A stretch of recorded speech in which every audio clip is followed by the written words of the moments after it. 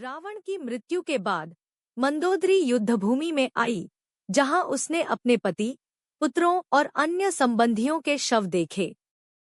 वह अपने पति की मृत्यु से बहुत दुखी थी।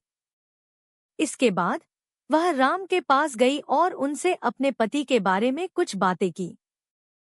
कुछ ग्रंथों में यह भी उल्लेख है कि मंदोदरी ने अपने महल में खुद को कैद कर लिया था और बाहरी दुनिया से संपर्क तोड़ लिया था। कुछ समय बाद वह विभीषण से विवाह करने के लिए तैयार हो गई और लंका के साम्राज्य को आगे बढ़ाने में विभीषण की मदद की। मंदोदरी रामायण की एक प्रमुख पात्र है और पंचकन्याओं में से एक है, जिन्हें चिरकुमारी कहा जाता है। मंदोदरी मैदानव की पुत्री थी और उनका विवाह लंकापति रावण से हुआ था।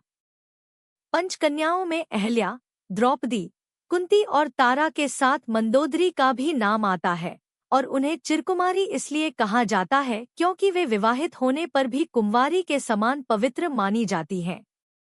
मंदोदरी की कहानी रामायण में महत्वपूर्ण है और उन्हें एक बुद्धिमान, पतिव्रता और धर्मपरायण स्त्री के रूप में चित्रित किया गया है। रावण की मृत्यु के बाद विभीषण लंका के राजा बने और राम ने विभीषण से मंदोदरी से विवाह करने का प्रस्ताव रखा।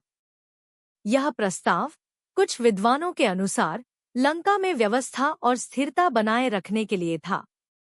मंदोदरी, जो एक पतिव्रता स्त्री थी, ने पहले तो इस प्रस्ताव को अस्वीकार कर दिया था, लेकिन बाद में राम, सीता और हनुमान के समझाने पर उन्होंने विवाह करना स्वीकार कर लिया। विवाह के कारणों पर अलग-अलग मत हैं। एक राजनीतिक समझौता। कुछ विद्वानों का मानना है कि यह विवाह एक राजनीतिक समझौता था, जिससे लंका में शासन व्यवस्था स्थापित हो सके। 2 परंपरा।